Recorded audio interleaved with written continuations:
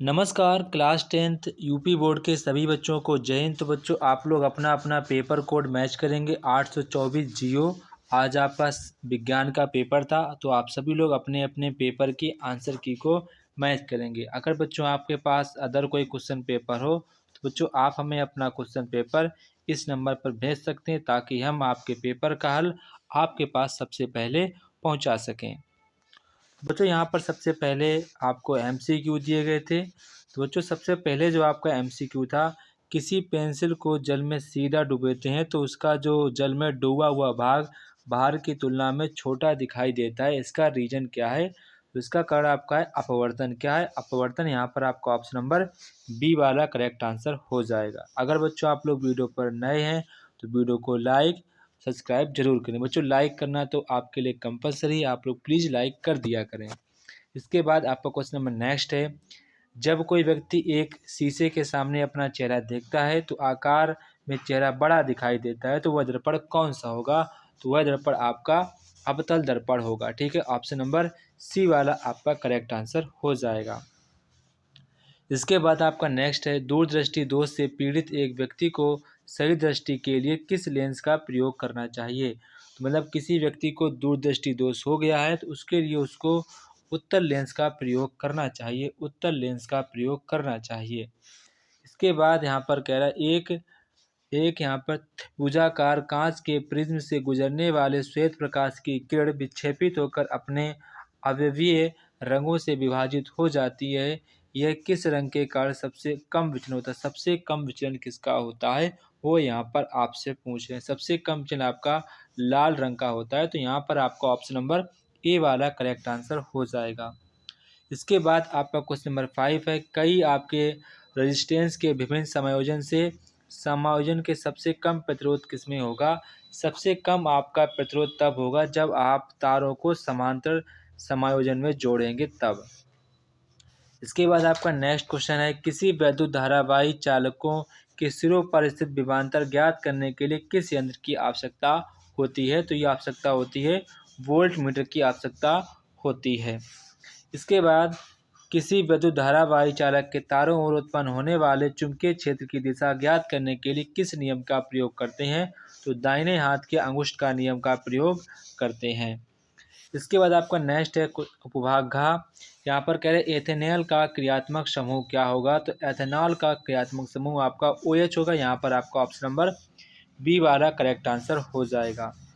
इसके बाद आपका क्वेश्चन नंबर 9 है, जब असंतृप्त हाइड्रोकार्बन को निकिल पैडियम के उत्प्रेरक की उपस्थिति में हाइड्रोजनीकरण किया जाता है तो उस प्रक्रिया को क्या कहते हैं? तो इस प्रक्रिया को हाइड्रोजनीकरण कहते हैं। यहाँ पर आपका ऑप्शन नंबर बी वाला करेक्ट आंसर हो जाएगा। कार्बन का कौन सा इलेक्ट्रो फुटबॉल की तरह दिखता है? तो फुटबॉल की तरह यहाँ पर आपका बंगमिस्टर C60 दिखता है। तो यहाँ पर आपका ऑप्शन नंबर सी वाला करेक्ट आंसर हो जाएगा। इसके बाद आपका क्वेश्चन नंबर नेक्स्ट है, लौह और भाप की अपक्रिया का संतुलित समीकरण कौन सा है वो यहाँ पर आपको बताना है। तो यहाँ पर आपका जो संतुलित समीकरण है वो आपका ऑप्शन नंबर सी वाला करेक्ट आंसर हो जाएगा। इसके बाद आपका नेक्स्ट क्वेश्चन यहाँ पर है, जब प्लास्टर ऑफ पेरिस को जल के साथ मिलाया जाता है तो यह पुनः जिप्सम बन जाता है। ये किस प्रकार का परिवर्तन है वो यहाँ पर आपको बताना है। तो यह एक प्रकार का ऊष्माक्षेपीय रासायनिक अपक्रिया है। तो यहाँ पर आपका ऑप्शन नंबर ए वाला करेक्ट आंसर हो जाएगा। इसके बाद आपका क्वेश्चन नंबर नेक्स्ट है, लोहे को जंग लगाने से बचने की प्रक्रिया गैल्वेनाइजेशन कहलाती है। इसमें क्या किया जाता है? तो इसमें क्या किया जाता है? इसमें बेसिक रूप से लोहे पर जस्ते की परत चढ़ा दी जाती है। तो यहाँ पर आपका ऑप्शन नंबर बी वाला करेक्ट आंसर हो गया। इसके बाद आपका क्वेश्चन नंबर नेक्स्ट है, मानव आहारनाल का सबसे लंबा भाग कौन सा होता है? तो सबसे लंबा भाग आपका क्षुद्रांत होता है। ठीक है, क्षुद्रांत होता है जिसे हम लोग स्मॉल इंटेस्टाइन कहते हैं, छोटी आंत कहते हैं। इसके बाद आपका नेक्स्ट है, पौधे में जाइलम का मुख्य कार्य क्या होता है? तो पौधे में जाइलम का जो मुख्य कार्य होता है जल और खनिज पदार्थों का मतलब कि परिवहन का कार्य होता है। तो यहाँ पर आपका ऑप्शन नंबर सी वाला करेक्ट आंसर हो जाएगा। इसके बाद आपका नेक्स्ट क्वेश्चन यहाँ पर है, पौधे में साइटोकिनिन हार्मोन का मुख्य कार्य क्या होता है? तो इसका जो आपका साइटोकिनिन उसको मतलब कि कोशिका जो आपकी कोशिका लगातार टूटती रहती है उसके विभाजन को ये प्रेरित करता है। इसके बाद आपका नेक्स्ट है, निम्न में से कौन लैंगिक संचरण रोग नहीं है? तो कौन सा ऐसा रोग है जो आपका लैंगिक संचरण रोग नहीं है? तो वो आपका यहाँ पर हैजा है। क्या है? हैजा। यहाँ पर आपका ऑप्शन नंबर ए वाला करेक्ट आंसर हो जाएगा। इसके बाद आपका क्वेश्चन नंबर नेक्स्ट है, पुनरुद्भवन की क्रिया होती है। तो पुनरुद्भवन की जो क्रिया ये आपकी प्लेनेरिया में होती है। तो यहाँ पर आपका ऑप्शन नंबर डी वाला करेक्ट आंसर हो जाएगा। इसके बाद क्वेश्चन नंबर 19 है, मानव की विभिन्न अनैच्छिक क्रियाएं जैसे मुंह में लार का आना मस्तिष्क में किस भाग द्वारा नियत की जाती हैं? तो ये की जाती हैं आपकी मेडुला के द्वारा। तो यहाँ पर आपका ऑप्शन नंबर सी वाला करेक्ट आंसर हो जाएगा, ऑप्शन नंबर सी। इसके बाद यहाँ पर आपसे कह रहे हैं कि कौन सा यहाँ पर आपका घास के मैदान के पारितंत्र से संबंधित है? तो सबसे पहले घास, टिड्डा, मेढक, सर्प और बाज। तो यहाँ पर आपका ऑप्शन नंबर सी वाला करेक्ट आंसर हो जाएगा, घास, टिड्डा, मेढक, सर्प और बाज।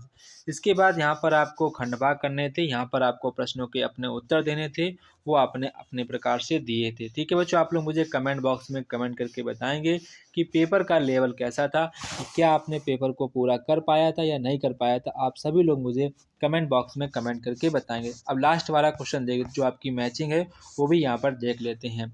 तो पहला यहाँ पर कूटपात है, तो कूटपात का आपका हो जाएगा अमीबा। क्या हो जाएगा? अमीबा हो जाएगा। इसके बाद प्रकाश संश्लेषण का आपका हो जाएगा, अब ये ई पे मिल जाएगा। ठीक है। इसके बाद आपका थर्ड है जठर ग्रंथियाँ। तो ये जठर ग्रंथियाँ आपकी मिल जाएगी आमाशय से। वृक्क जो आपका है ये मिल जाएगा उत्सर्जन से। ऊर्जा मुद्रा आपकी एटीपी से मिल जाएगा। छुई मुई का पौधा ये आपका उद्दीपन से मिल जाएगा। तो ये आपकी मैचिंग रहेगी। आप सभी लोग अपनी अपनी मैचिंग देख लेंगे। जिस बच्चे की पूरी मैचिंग सही है वो अपना कमेंट बॉक्स में कमेंट करे और बताए कि मेरी पूरी मैचिंग सही है। तो जय हिंद बच्चों, फिर मिलते हैं अपने नेक्स्ट वीडियो पर।